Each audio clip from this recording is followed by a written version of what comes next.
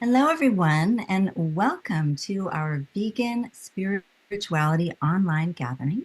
My name is Lisa Levinson. I'm one of the founders of Vegan Spirituality, and I'm just thrilled to have you here today. We have a wonderful guest, and we are going to be exploring how to liberate your soul and also a new book coming out called Food for Freedom. And I am thrilled to be able to introduce you to our host, one of our co-hosts today, Judy Carmen, who is the author of Peace to All Beings and also Homo Ahimsa, and she'll be with you shortly to introduce our special guest. Just before that, I wanted to let everyone know if you're curious about exploring veganism as a spiritual practice, you're welcome to do that with us. We gather together in homes and public spaces around the country, and we do that. You can find more about that by going to veganspirituality.com, or you can find us on Facebook under Vegan Spirituality Community. So that is one way to reach us. And you can also find us here in our online gatherings, which we've been doing for a few years, just to bring our community together from wherever we are in this moment. So thanks again to everyone for joining. And I'd like to welcome Judy. Hi, Judy. How are you today? Hi, Lisa. Thank you for introducing me. It's wonderful to be here. I am in Wisconsin in a motel right now because we were traveling and I didn't want to miss this for anything. So if you hear background noises and that sort of thing, I apologize. And I'll try to keep myself muted as much as I can. But before I mute myself, I want to introduce our very, very special guest, Dr. Will Tuttle. He is the visionary author of the acclaimed bestseller, The World Peace Diet, which has been published in 17 languages. He is the recipient of the Courage of Conscience Award and the Empty Cages Prize. He's also the author of Your Inner Islands on developing intuition, as well as the editor of two other books, Circles of Compassion on the interconnection of social justice issues, and Buddhism and Veganism on the connection between animal liberation and spiritual awakening. He has a new book, as Lisa pointed out, called Food for Freedom, and that has just recently launched, and we are so blessed, I believe, to have Will on, because I know he's very busy giving lots of talks about that book, and we get to hear about it tonight. So that's very exciting. Dr. Will's PhD is from the University of California in Berkeley, and it focused on educating intuition and altruism in adults. And his doctoral dissertation was nominated for the Best Dissertation Award. He has taught college courses, lots of them, in philosophy, humanities, mythology, religion, and creativity. He's a former Zen Buddhist monk and a Dharma master in the Korean Zen tradition. He is a noted composer and pianist, which many of you may already know. He has created 10 CD albums of uplifting original piano music, and as well as several spoken word meditation CDs, which are absolutely wonderful and definitely worth having. A vegan since 1980, so he's one of those guys, been vegan for a long time and has so much knowledge to share with us. He's a frequent radio, television, and online presenter and has created several wellness and advocacy training programs. He's featured in Cowspiracy and a lot of other documentary films as well. He's the co-founder of the Worldwide Prayer Circle for Animals. And since 1985, this is not going to be easy to believe, but Dr. Tuttle has delivered 4,000 plus live audience presentations promoting compassion, intuition, and vegan living in over 50 countries and in all 50 states. And his wife, Madeline, has been right there by his side the whole time, helping with this wonderful message. His exciting new book, Food for Freedom, is now available. You can go to his website, willtuttle.com, and find music and the books and many other things, many resources. And I did want to mention that Lisa and I awarded Madeline and Will Tuttle the Homo Ahimsa Award last spring. And the Homo Ahimsa Award is given to people who are really showing us the way to live the life of harmlessness and a life dedicated to veganism, which is much, as you all know, much more than just what we eat. It's how we live. So let's get started listening to Will. Will, Lisa and I are so thrilled to be interviewing you so soon after your new book, Food for Freedom, has come out. So tell us, what would you say is the main message of that book? All right. Thank you so much, Judy and Lisa, and thank you everyone for joining us and listening in. The new book, it's behind me. I've got a copy here, Food for Freedom, and it's really the first major book, I would say, since the World Peace Diet. The main idea in Food for Freedom really is the co-liberation of animals and humans. That as long as we're going to insist that we have the right to own them and abuse them and so forth for food and other purposes, that we will never find freedom for ourselves or peace or harmony or really even high-level wellness. So that's the underlying idea, but it opens up really in the, I would say, the maybe 16 years or so since the World Peace Diet came out.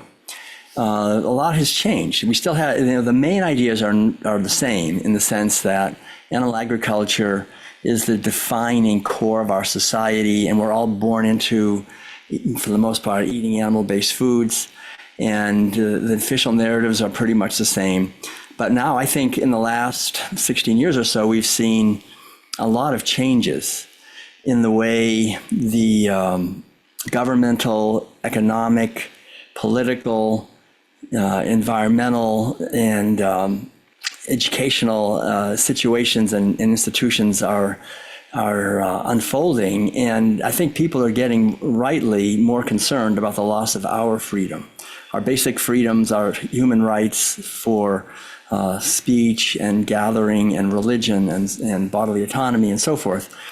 And so Madeline and I have been traveling, really, as you said, for over 30 years, warning people essentially that if we're going to insist on dominating and exploiting animals and force medicating them and impregnating them against their will and so forth, that we're sowing the seeds for the same thing to happen to us. And we're seeing that happening, I think, more than ever. So the ideas we're talking about, Judy, I think here in this presentation are the most important ideas we can talk about, because we do want to live lives of joy and freedom and abundance and pass on a world to our children of harmony and peace and abundance and so forth.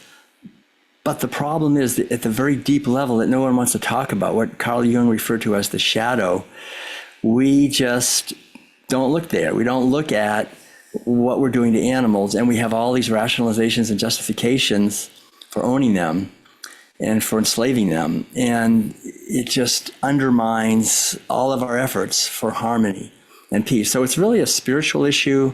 And when I was writing this book, gradually, it's taken me again quite a few years to get it all together. I realized that one of the underlying driving forces in our society really is the idea of materialism. Not just the idea of materialism, but we live our lives basically as if we're materialists, in the sense philosophically that we believe that there's nothing else but this, the material level, because I think the driving force and reason behind that is that we reduce billions of animals every day to just matter. We buy and sell cows and pigs and chickens and fishes and other animals by the pound as if they were just sacks of cement or rocks. This is causing them horrible suffering. These poor animals suffer because of that, because we just treat them like objects. And so they're really mutilated and abused and hyper-confined in ways that are beyond comprehension. And even on small-scale operations, the same thing happens, essentially. They're treated as objects. They're killed. They're raised. They're born to be killed. And so that materialism has insinuated itself into every aspect of our society, and we look at ourselves as matter. And this is the opposite of spirituality. So that's why I think I love the work that you guys are doing, and that the people, it's a relatively small subset, I think, of the vegan movement is focused on spirituality, because it's really a spiritual issue. And as long as we try to promote veganism as some kind of material thing, and we're material objects, then I think we're not going to be successful, because the underlying technology and the ways we're thinking and the ideas that sort of inform what we're doing are based on materialism, which is animal agriculture. So I'm on a kind of a campaign to try to help just bring that idea more into the forefront, that materialism is crippling in many ways our wisdom. As long as we think we're objects, and that's what we do. We try to sell our ideas. We try to sell ourselves on the market. We're always trying to market things, like we're marketing veganism, or we're marketing ourselves, and we end up putting on a mask in many ways. Try to put on a good one that people will like. All of that stuff, it's all based on materialism. So there's a real spiritual calling, I think, at the core of veganism, which isn't really veganism. Veganism is ahimsa. I love that you wrote that book, Homo Ahimsa, which means nonviolence. And nonviolence is basically recognizing that we're all related, that one life is living through all of us, through all the expressions of life. And when we see that, not just as a dry intellectual concept, but actually get a feeling that there's one life living through all of us, then we have a sense of relatedness. And then when we see a cow or a pig or a chicken or another human being, we don't want to cause them suffering, because we realize that we're essentially the same life through all of us.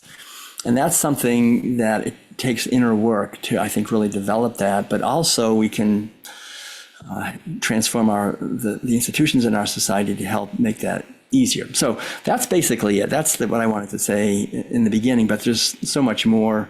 As you know, these things, there's many different aspects to this.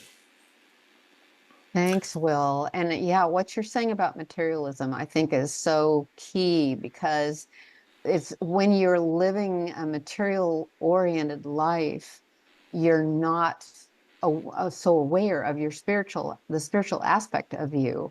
And I think it becomes much easier for people on a spiritual path to understand what animals are feeling, because, like you say, we're all one life living through all of us.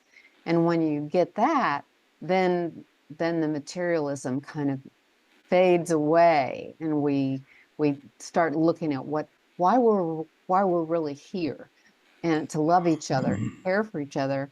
But I wanted to ask you, you talk about the domination of the feminine and how that relates to food and freedom. So could you talk a little bit more about that?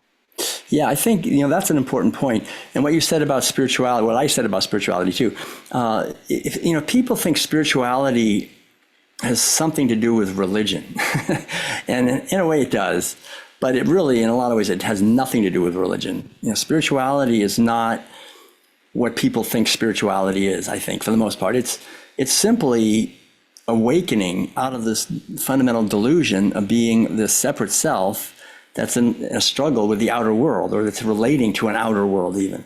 It's understanding that what we are is infinite and eternal consciousness, and we're functioning through a vehicle.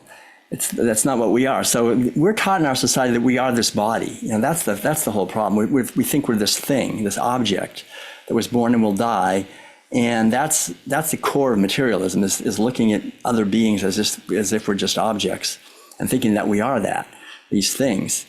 And when we understand that we're consciousness, and I think we see that when we see a cow or a pig or a chicken, it's not just an organism that has pain receptors, there's a being in there. And the same thing with us, where there's a being. And so we can't really honor and respect them until we honor and respect this being. And so but to tie that in with sacred feminine, essentially the sacred feminine dimension of consciousness, I refer to that in the World Peace Diet as Sophia, the ancient Greek word for wisdom, actually, is the inner wisdom that we all have, whether we're men or women, to love and nurture and protect life. I mean, that's that fundamental wisdom. And again, living in and basically functioning within a society that's organized at its core around animal agriculture, but that's invisible. We don't talk about that, but that's the truth, is the fundamental organizing principle is by the billions of times every day, if we include marine animals, we are killing animals. We're bringing them into the world to be killed. Animal agriculture, fish farming all these animals. So this domination, this is the opposite of Sophia. This is the opposite of the sacred feminine dimension of life. It's the opposite of spirituality. It is materialism, and which is really, I guess you could call it, demonic or satanic, in the sense that it's the epitome of harming others and not caring. Enjoying harming others. I mean, that's called sadism. I mean, it's the most sadistic thing. Most of us aren't sadistic when we eat chicken. We just unconscious. We just don't make the connection. So being unconscious is basically being divorced from our natural intelligence, which is a huge problem. So the basic idea is that the sacred feminine brings us back home to our true nature. It's nothing to be proud of. We're not superior in any way. We're just basically seeing beings when we see beings, rather than seeing objects that we can buy and sell, and when we see beings. And it's coming back to our natural inherent wisdom. And that feminine wisdom, I think, when that gets eroded, which it has in our society, then we have tremendous problems. We have institutions, we have corporations, financial institutions, governmental institutions, educational institutions that basically take our creativity, our freedom, our children. They allow corporations to come invading into the lives of children, selling them products that are harmful, that are poisonous, pornographic, all kinds of things. So this protecting of children and protecting of the environment and protecting of the community, that's the sacred feminine wisdom. It's also very similar to the sacred masculine, actually, which is protecting the family and so forth, and the sacredness of life. So the whole idea for me is, what veganism is nothing exotic. It's just basically coming home to our true nature and respecting other beings, and seeing that we're not matter. We are expressions of infinite life. And I think we need to really get beyond this idea that when we die, everything's over, that before we were born, nothing ever happened. We have to see life as a continuum. And it's far greater than just this short little life that we think we're living. And that, I think, opens up a lot of doors. I've been a Buddhist and studying Buddhism for 50 years. But also, not just Buddhism. I think most of the world's religious traditions, when you look deeply into them, they agree, not only with the golden rule, not to harm others, and not only that, but with the idea of not to sow seeds you don't want to reap, because whatever we sow, we do reap. It's always coming back. What we're doing to animals, that's the main idea. We're sowing seeds of violence and harm to them, and they don't retaliate. The animals just take it. They can't defend themselves. They can't sue us. They can't get revenge on us. They just suffer at our hands. And we don't realize that even though the animals don't retaliate, our violence towards them always retaliates. As heart disease or diabetes, or as social injustice, as tyranny, political or economic.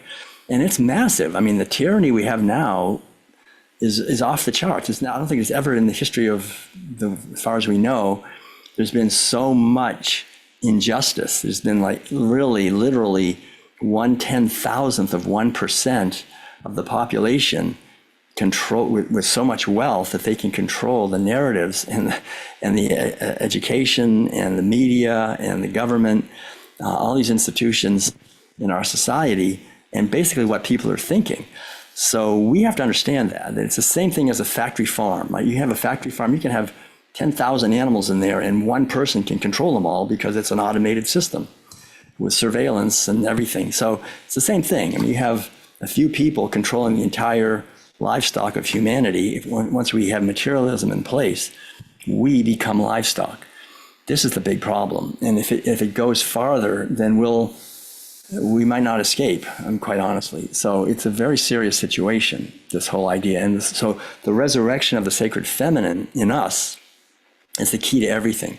Once we resurrect the sacred feminine and we respect animals and future generations and ecosystems and hungry people and so forth, and then we'll be worthy of a world where peace and freedom and justice are possible, because we're not inflicting violence and abuse and disease on other living beings. As long as we're inflicting that by the millions and we don't care about them, it's going to come back to us. And we're going to find ourselves with leaders that dominate and exploit us, because that's what we do to animals. And it's strange how nobody talks about that really very much. I mean, all these people in the freedom movement and all these different liberation movements never talk about this. But and most vegans don't talk about it either, which is very interesting, because many vegans feel that it's fine to censor each other, which I don't think we should. I think we need to really allow freedom of speech. Yeah, absolutely, Will. I feel so strongly about that too. And you have just done such a great job of coming forward with that message that we should not be censoring each other in our movement, especially, but anyone. We need to be listening to each other and understanding when we look at each other, we're looking at the sacred being in front of our eyes. And but I loved what you said about the sacred feminine. And of course, that relates a lot to the female animals that are being so abused, and that the sacred feminine within each of us needs to stand up for those female animals. And so I love that you're bringing that out. And so I want to say that I love how you're bringing spirituality into this, because I think our movement, the vegan movement, is coming to that place more and more. It didn't used to be so much, but it's starting, I think, to see that and especially our vegan spirituality group, which Lisa started years ago, that this is a huge key to understanding what veganism really is. And so tell us more about that, because I know you and Madeline live a very spiritually oriented life, and this is a big part of your lives, and it fits perfectly with your veganism. So yeah, about that. You know, there's so much to say really, but the basic idea, I guess, on one hand, it's kind of like in the Chinese tradition, there's these two fundamental principles, the yin and the yang. And they're both equally important and powerful, and they fulfill each other. And we live in a society, essentially, that's based on animal agriculture, where the whole thing is based on more yang energy, more like outward doing and accomplishing. And we don't have much turning of the light of the mind inward. We're always judging everything by what people have accomplished in the outer world, and everything by outer appearances. And so spirituality, if it's anything, is turning the mind around and looking at the source of what we are. And that means to be receptive. So that's cultivating the feminine capacity of receptivity, and then accessing inner wisdom. I think one of the real problems is, my PhD is actually in education from UC Berkeley. And one of the things I've really come to see before and during and after, and even more now, is that our educational system focuses on suppressing the sacred feminine dimension and intuition, the idea that we have an inner wisdom. It used to be that it focused somewhat on rationality and critical thinking, which are more masculine ways of knowing. And they're valid, they're good. It's good to be rational and have the capacity for critical thinking. But that's also suppressed. They don't want that either, because the whole driving force in education is to trust outside authority. Trust, and the farther you go in education, the more you're pushed in that direction. I know if I wanted to get the master's degree, if I wanted to get the PhD degree, I had to prove to the people above me that were giving the degree that I was like them, that I trusted them, that I trusted the way that you do things. And I was such a rebel. I was able somehow by a miracle to get through and get my degree and not completely abandon my intuition. But for the most part, it's a damaging process, because the higher we go in the educational process, the more we get the rewards that the system can offer us. So the more loyalty we have. We're like house slaves. The master and me, we're together. We like it. And so I think the whole idea is to realize that each one of us has an inner guarantor of reality, or an inner validating power. We can ourselves come to the truth of situations, of what we should be eating, how we should be living, and to really learn to refrain from this cultural narrative that we should trust outside authorities, that trust the scientific consensus about viruses, or about climate change, or about nutrition, or about anything. To really learn to think critically, that's important, to learn and read and understand, but also to learn to connect with the inner, my old Zen teacher called it the inner poop detector. Inner capacity we have that can see when something is true or not. And the more we're honest with ourselves, the more we can do that. So the thing is, the people, I think, who are not very honest with themselves are easily manipulated and easily fooled. There's an old saying, you cannot fool an honest person. And so I think really, like, spirituality, if it's anything, it's doing the best we can to connect with the truth that we are. So that means, like for me, I left home when I was right after college and started walking with my brother with no money. We thought we'd walk from Massachusetts to California. And I was just asking this question: what am I? Who am I? Who am I? Who am I? What am I? Wanting to know what is that? What is this being that I think I am?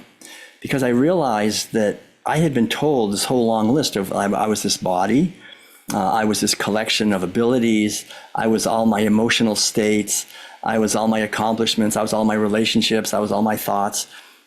All that stuff, this whole collection. But what is the self, actually, that sort of identifies with all these things? And if one really quiets the mind enough, one begins to realize that it's kind of like a thief. It's stealing the present moment away. We're never actually present and living our lives, letting life live through us with the great joy and creativity that is our true nature. We're filtering everything through this whole conditioning that we've taken on and that we're proud of and that makes us unique in our personality. The word personality comes from the old Greek word mask. Persona is the mask. It's literally a mask. And so we just learn to put on a mask and we identify with that mask.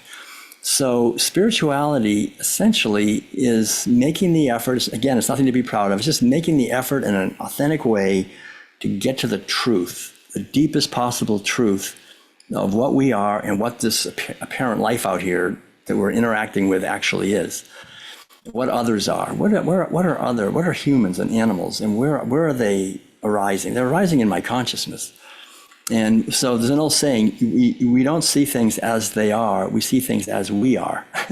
So if we want to really understand the reality outside of us, we have to really understand ourselves. And I think that's the effort. And it's not something you can do by going outside, by reading or watching videos. It can only be done by being quiet and listening internally and letting a deeper knowing bubble up and emerge. And I think, that is an investment that pays such huge dividends, because once we begin to realize that we're not this body and all of its collections and all this stuff that we're taught to identify with, everybody tells us we should identify with, then that's real freedom. There's no freedom if we think we're a thing. And if we think, well, I'm a virtuous thing, I'm very virtuous, I'm a vegan thing, it's still slavery. So I think the calling that's always beckoning us as human beings is to leave the prison of delusion. And it gets its tentacles into us so deeply because of animal agriculture, because once you're killing animals and eating their flesh and secretions, there's so much violence and negativity. We just don't want to go deeply. We don't want to think about that. We want to stay shallow. We don't want to think about what it took to get that on our plate. Eating is our most fundamental connection with nature, with our society, with everything. So if we're at that most fundamental level, if we don't want to look there, then we just stay shallow about everything. We don't want to really look at ourselves. And so I think that's the challenge that we're facing, and the opportunity and the great adventure, because we know we're only on this earth for a few short decades. We come here, and it takes about 2 or 3 decades just to kind of get through the hard part of growing up and then figuring things out. If we can, maybe by our 20s or 30s or whenever, if we can kind of figure out enough to stop eating animal foods and to question the official narratives, then I think we have a tremendous foundation to become part of the solutions to the problems here, rather than just being part of the problem. But it means doing the inner work and not thinking that my happiness has anything to do with what other people are doing. It's always my interpretation, how I'm responding to the situation. So we say we want to have a better world, we want to have a more vegan world and all these things. It'd be nice, it'd be great. But that's, in a sense, not how it is. So we're here to respond to the way it is. And that's it. That's the challenge. How do we respond to the situation that's here? It's been going, as I talk about in both of these books, Food for Freedom and the World Peace Diet, for 10,000 years. We've been doing animal agriculture. So we have a culture now that's marinated in materialism, the domination of the sacred feminine, in a tiny, wealthy, plutocratic class that dominates everybody else, an educational system and religious systems that divide us. We're born into that. And we think that's not very good. Well, it's not. But on the other hand, it's fantastic, because this is how we learn. This is how we grow. If we go to a gym, I always think of this lately, we need to have some weights in there that we can work on to get stronger. We wouldn't want to go to a gym where, the heaviest weight is only 2 pounds. We would be flabby. That's what they say in the Buddhist tradition. There's different realms. And if you get born in one of these high deva realms where everything is easy and it's relaxing, it's not considered very good, because there's no motivation. You don't see suffering and helping others and trying to give some food to people and trying to rescue animals out of the terrible situations they're in. That's an opportunity for real soul growth, to really soul search and find out and go dig deeper into what's really going on, instead of just having a shallow response, to actually deepen that. So I think challenging situations, they're there for a reason. And I think and I think probably in a deeper sense, we choose them from the point of view of the eternal being that we are.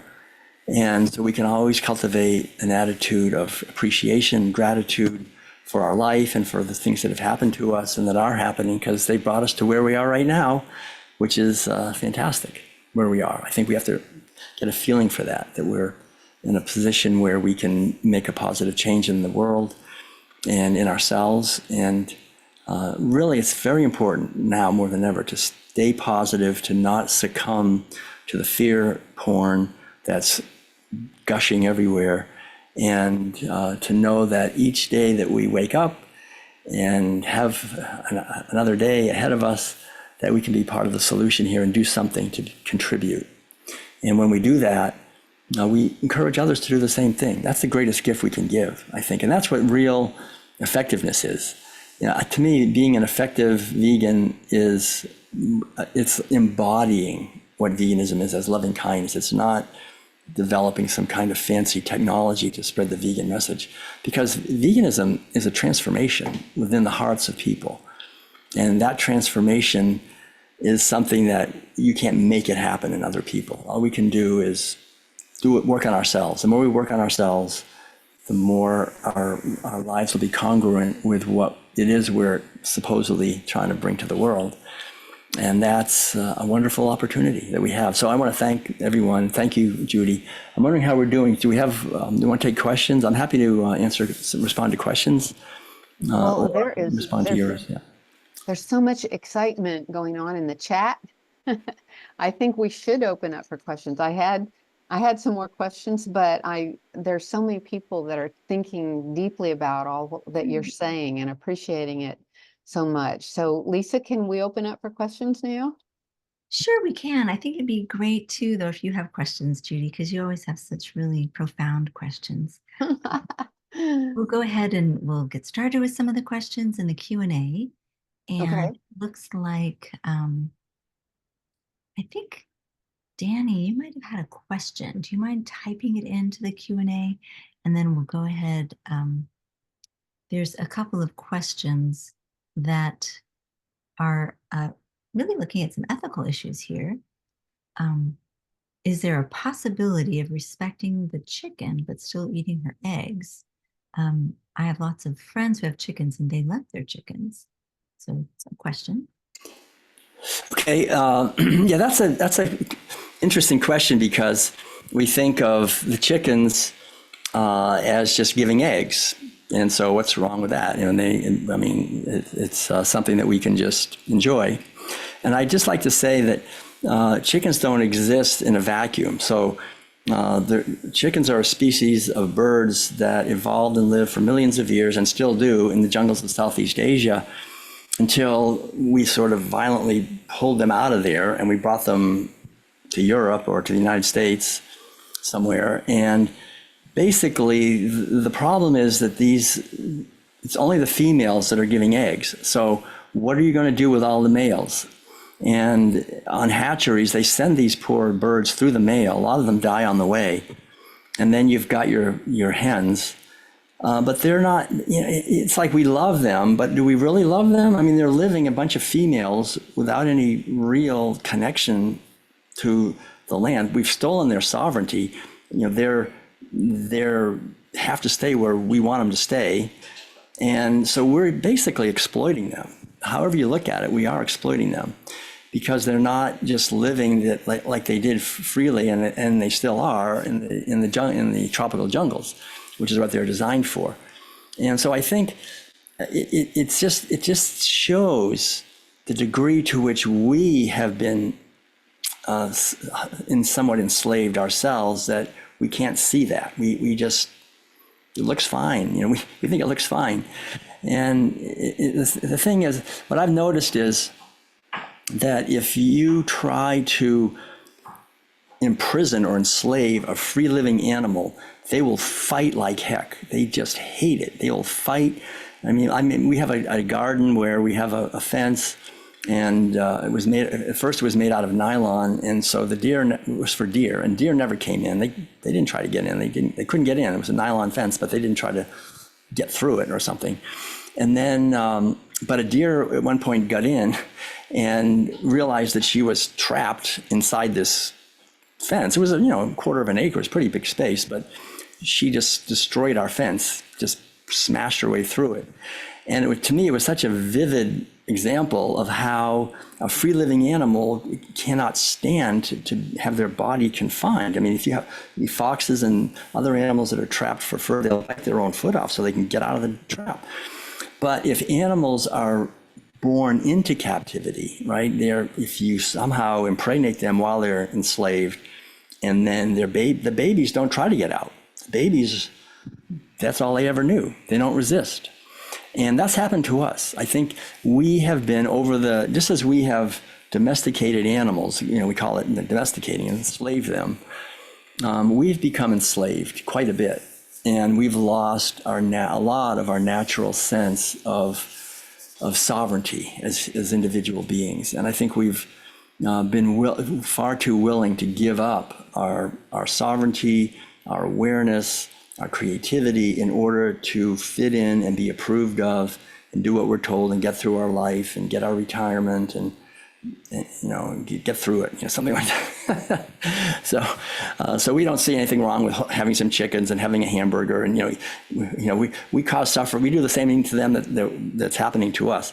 So I think what veganism is, it really is about freedom. It's about liberating not just animals but ourselves from the very subtle enslavement that we inflict on each other, and being reconnected to the sacred dimension of life. And I think, reconnecting with the beauty of nature, to see the beauty of nature around us, the beauty of animals, the beauty of children, the beauty of adults, the beauty of human beings, and to realize that, in the past, we have this narrative that in the past, people lived these dark lives where they were always sick and they didn't even have a refrigerator or air conditioning. It must have been so horrible. But I'm telling you, for the last 50 years, I have been a student of these ancient wisdom traditions, the ancient Buddhist and Taoist and other wisdom traditions. And you read books from 2,000, 3,000 years ago, and there is so much joy and profundity and wisdom there. And these people would never tolerate sitting in an office in a cubicle typing in we have to understand that we're being lied to when we're being told that we have more freedom now and more health. I don't think so.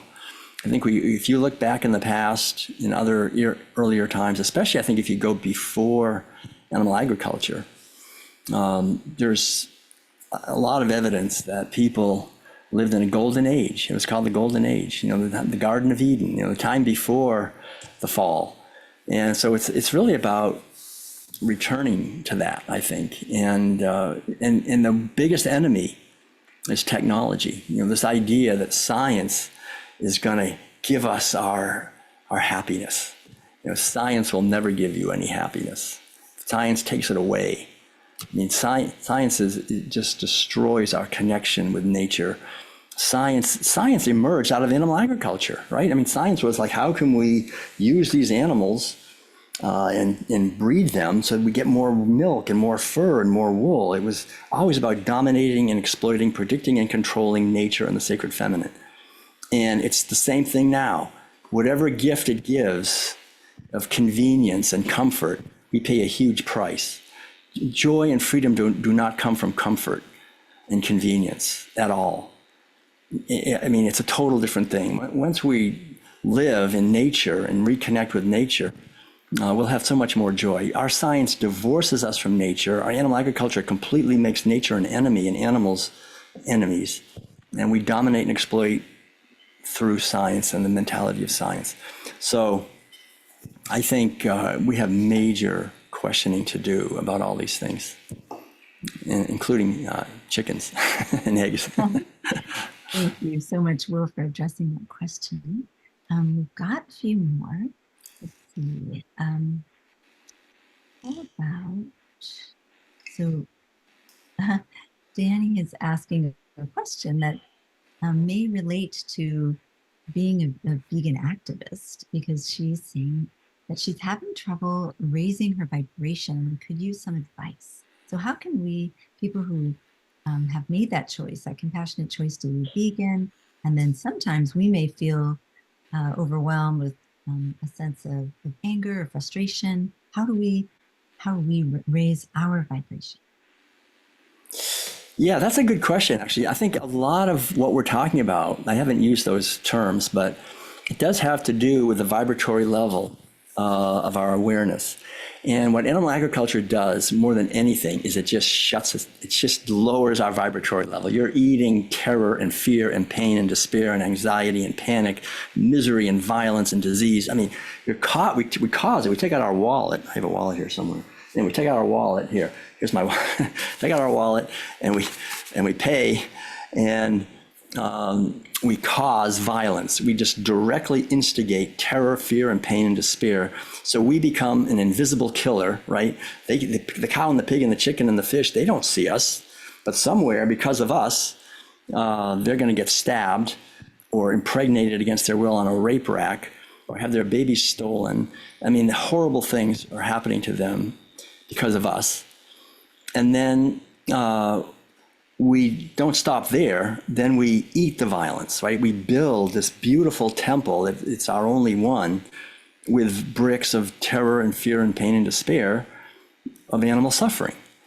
And so, of course, we create a whole society where we're afraid of nature. We're afraid of animals, but not just afraid of nature and animals. We're afraid of everything. Because we are invisible terrorists, right? We are to these billions of animals, and pretty much everybody's engaged in this behavior. And so it's a perfect environment for these big corporations and pharmaceutical and all these that want to dominate us to say, oh, there's viruses and bacteria everywhere, and they're out to get you. Oh, you're breeding in the sink. They're anywhere you look. You better wash your hands with antibacterial, antiviral, and put it all over, and get vaccinated and drink and eat, and all these drugs. And the whole thing is because we're afraid of nature and germs. We're just perfectly primed to be victimized because we're victimizers, right? If we're actually healthy and taking responsibility for our health, then we're not afraid. I'm not afraid. I have no fear of bacteria and viruses. I mean, I have not, as you people have heard, I haven't gone to a drugstore to get any pill since in 50 years. And I think, the whole idea is that's weird nowadays. People my age, I'm 70, usually they're on like 6 or 7 pills every day. I haven't taken a pill, but go back a few hundred years, nobody took any pills. They were healthy. They were living in nature. Go back a few thousands of years, even more. But I think raising our vibration is basically coming home to a feeling of kinship with animals and with nature and with ourselves, and getting to know our mind is a beautiful instrument. We have this, I play the piano, and I've used this metaphor before, but it's like we get this beautiful piano, beautiful like Steinway grand, or whatever you want to say, when we're born, of an instrument, and yet no one tells us how to play that piano. And in fact, all of our relatives, our parents and teachers and everybody, they all got one too. Beautiful, piano. It's like it's our consciousness, our mind, but nobody ever taught them how to use it. So the people that we learn from, they're banging on the keys, they're spilling Coca-Cola into the action. They're just, by the time they're, several decades old, that poor instrument is a big mess, and you can't get any beautiful music out of it anymore. It's been ruined. But what we can do is we can begin to honor this instrument, our body mind. It's our body mind. It's not two things. It's one thing. It's not even a thing. It's one body mind. And when we honor body mind and give organic, whole, plant-based, vegan, plant-sourced foods, mindfully and lovingly prepared and eaten and so forth, we really connect with the beauty of life and with our mind, the instrument that we have, and take time every day, a few hours, to just appreciate, to practice silence, to cultivate positive thoughts that we radiate out into the world, to cultivate appreciation, to ask questions like, what is it? What is this really? Be curious. And so our instrument gets more and more subtle, more and more receptive to energy. And so we raise our vibratory level. And the beautiful thing is, when we raise our vibratory level to a certain point, we don't resonate at the lower level anymore. So we're not, so when there's things on television of fear and all that, it doesn't even touch us because we're not vibrating at that level. Fear, hatred, all these low vibrational energies, they're pumping that out. The plutocrats pump that out because there's no money in healthy people. And there's no way you can control healthy, robust, questioning, caring, kind, loving people. They're not going to go along with your program of enslavement and of domination of nature and animals and the sacred feminine. So the whole goal is to just poison us. That's the main goal. That's what we see happening in the last 10, 20, 30 years. It's been increasing every year, the amount of chemicals to poison us in our food and water and air, the electromagnetic fields to poison us that way, chemtrails in the sky to poison us that way, and then fear and divisiveness on the internet and on television and the media. All of it is to poison us. It's all mental, physical poisoning to lower the vibration so that we're controllable. So the only way out of it is to not resonate at that level. And we have to be proactive to raise our vibration. We have to proactively refuse to participate with food, water, air that is toxic. Don't do it. Just find a way to free ourselves from the sources of toxicity and not to spread it ourselves, to spread joy and love and kindness and caring and to live in those states, those qualities. So like, for example, I have guided meditation, the 4 Viharas, which, you don't need that to do it. But the basic idea is we cultivate the 4 Viharas. Vihara is an old Sanskrit word that means abode. So the 4 aspects of our true home are loving kindness, compassion, joy, and peace. We can do that every day. We can, when we're standing in line at the post office or driving the car, or just sitting quietly in meditation, we can just radiate love to all beings, to everyone, even people we don't like. Send them love. Everybody needs love. Just radiate love, compassion, joy, and peace. When we do that, we not only help others, they will pick up on it. We're very telepathic. Human beings are completely telepathic. And not only that, we purify our own consciousness. So we can engage proactively in raising the quality of our thoughts and also refusing to allow thoughts to come into our consciousness that are based on delusion, that are based on greed or fear and so forth. And, just liberate ourselves from these what they call in the old Christian tradition, the 7 deadly sins: pride, greed, lust, anger, sloth. These when we have those, when our mind is burdened with those, then we're enslaved by the powers that shouldn't be, right? And when we cultivate the opposite of those, when we cultivate humility and chastity and kindness and abundance and gratitude and diligence, then we're not controllable. And that's the way we should be living our lives, to not comply with narratives that are based on dominating and exploiting living beings, that take away our sovereignty or the sovereignty of other living beings, to question narratives of fear, to question all poisoning. Read the ingredients in everything, medications, food, everything, and be proactive to just send your vibration higher and higher. That's really a great gift we can give to the rest of the world. And we can do it ourselves. No one can do it for us. We have to do it. I have a new book coming out, actually. This one, The Food for Freedom. If you read it carefully, I write in here that we have a companion book, which was going to be part of this, but then this thing would have been so huge and thick. I decided so it's finished. It'll be out within the next month or month and a half. It's called The World Peace Way.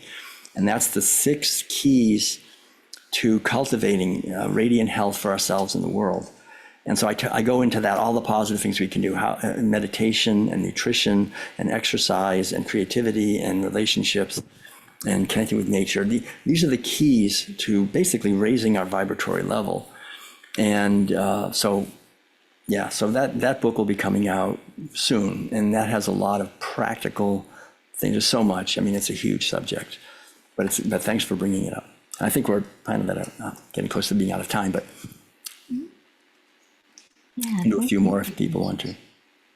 Lisa, it looks like it's two people have their hands raised. Do we have some time? we're It's- at we're kind of at the Yeah, end we of are. our time together, and just seeing if people wanted to put it in the chat. We had a very lively conversation in the chat and also in the Q&A, which is where we're looking for some of these questions. Kim Delgado has asked this question about what is the slightest little thing that one can do to qualify themselves as spiritual? What is the one little thing one can do to qualify themselves for as being spiritual? As being spiritual? I think the main thing that qualifies us for being spiritual is that we are relying on an inner guidance system rather than just on the outer, what we've read and what people tell us we should be doing. As long as I'm just being guided by the outer or by my conditioning. We've all been just massively conditioned. When we are born on this planet, we're like a little sponge. We just soak up everything. And we want to be like our parents and do what they say and do. So if we're just being guided by the conditioning in our society, we're just a conditioned robot, basically. We're just doing what we've been told. We have the right political beliefs. We eat what there's no freedom and there's no spirituality. There's none. There's zero. It's just conditioning. So as soon as we break that, as soon as we somehow say, wait a minute, I'm going to be guided by my internal guidance system, by my true nature, by the true being that is making this footprint. The body's like a footprint, right? It's just this. But what makes the footprint? The being. When we start connecting with the being that we are, that's the birth of spirituality. Then there's freedom, there's creativity, there's love. We're questioning official stories. There's lots of maybe disruption because we don't go along with things, So that's it. I think it's just not being the conditioned mind is materialist enslavement, and when we free ourselves from that, then spiritual. That's it. And it's beautiful. I mean, ultimately, the thing that we have to understand is that we're connecting with something that radiates love and joy and creativity and beauty and kindness and caring on a very deep level, because we are children of a benevolent universe. And so we connect with that and we begin to be an agent of that authentically, rather than worrying about what people think of us and those kinds of things. So, little question. We have a couple of people who've asked maybe questions. Would you be willing to entertain one or two? Yeah, I think we can go for maybe another 4 minutes or so, 4 or 5 minutes. Okay. So why don't we have, just to see, Vanetta, did you want to share your question with us? Go ahead and talk if you like. And we'll just give it a try, see if you'd like to ask your question.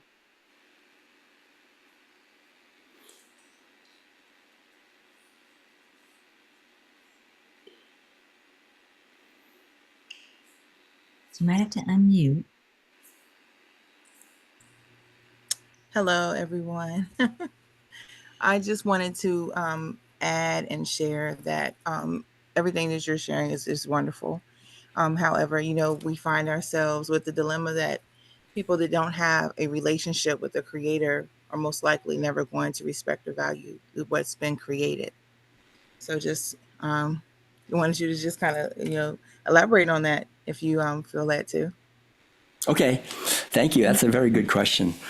And that's the thing. I mean, the point is, just briefly, I haven't really talked about this, but as soon as we're born into this society, we're wounded.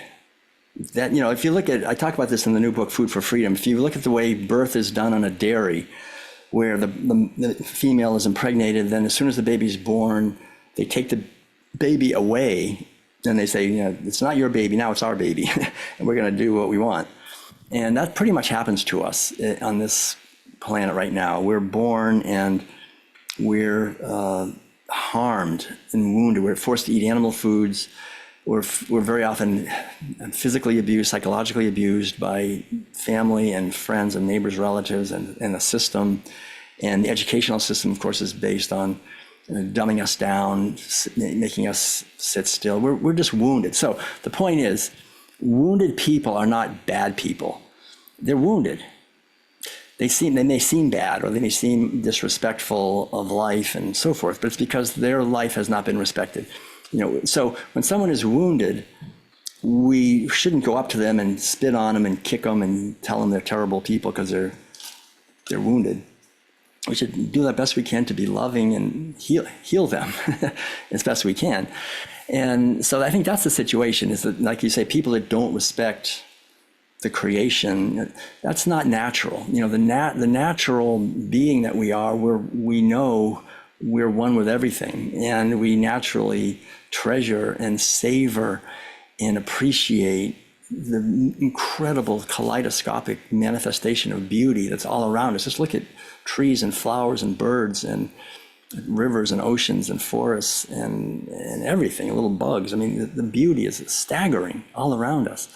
And so the problem is we're wounded. We're kind of more and more forced into human worlds of human spaces and human screens, and our heart is harmed. We're just bitter now. We've been so the whole idea is to try to heal the wounds, and the only way to heal the wounds is to heal them in ourselves, and then we can be a source for healing others. I think that's really the greatest gift we can give, is to heal our own wounds, and through that continue to do the best we can to be with other people.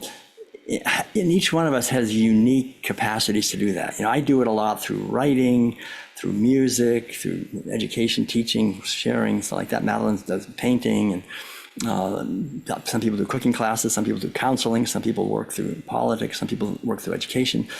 But just smile when you go to the store to the people and help people. And maybe if somebody doesn't have money, and buy them some vegan food. I mean, whatever we can do to heal the wounds, because so many times we find people that look like they're bitter and they can't, and they are incapable of respect and so forth.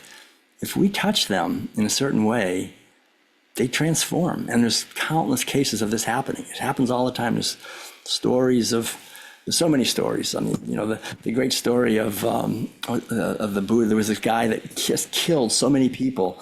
And he had a skull. He had a whole garland of skulls that he wore around his neck, and all the people he had killed, because he would shrink their skulls and put them around his neck, and or the heads. Anyway, so and then he came into this village, and he was ready to kill people, and they all ran out. They were terrified, and the Buddha stood there, and he wasn't afraid at all. And the guy said, "So, why aren't you afraid of me?" And the Buddha said, "No, I'm not afraid." And it's a long story, but basically, so he became a disciple of the Buddha and ended up attaining enlightenment, eventually. So anybody can transform if we don't have fear, if we can embody love and healing in our life. Then we become healers. But we can't be healers if we don't know the truth of what we are.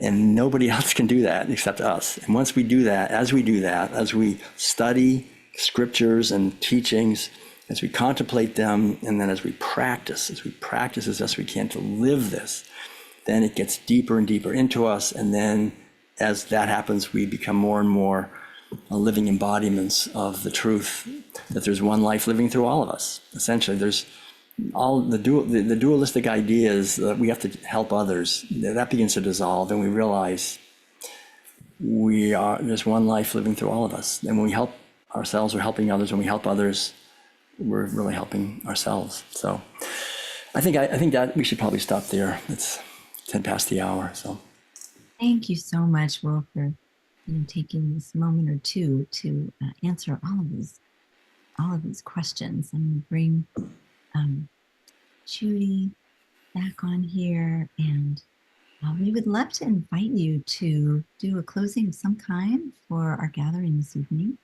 Okay. Just a prayer. All right.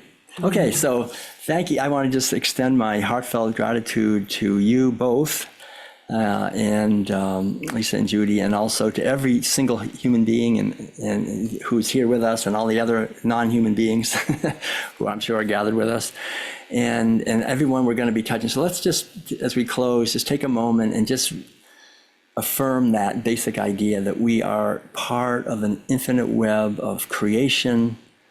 There's one life through this vast web of human beings and of all living beings and all the animals, and just hold in our hearts the infinite web of all life, all those who have gone before us, all those who are coming after us, all the human beings and all of the animals and all of the nature spirits and all living beings and all beings. And then from our hearts, finally, let's just send forth an impulse, a wave into the infinite web of relations of loving kindness for all beings, compassion for all, joy, freedom, and harmony for all beings, knowing this is the fundamental truth of our true nature. And giving thanks, finally, knowing that we are part of an awakening of human consciousness during these powerful times, that we may manifest on this earth a human culture of kindness, peace, love, and creativity and freedom for all beings, and for the children of all beings. And we give thanks knowing this is so it is. So it is. Wonderful. Thank All you right, so much. My goodness. So much wisdom and so much appreciation in the chat. A lot of people were listening in and loving what you had to say and learning. So thank you so much. Thank you. Thanks so much, Judy. And thanks, Lisa. Thanks, everyone. And now let's go forth and multiply the message and look forward to the next time our paths cross again. Stay in touch. Thank you. Vegan blessings to all. See you next time. Bye-bye.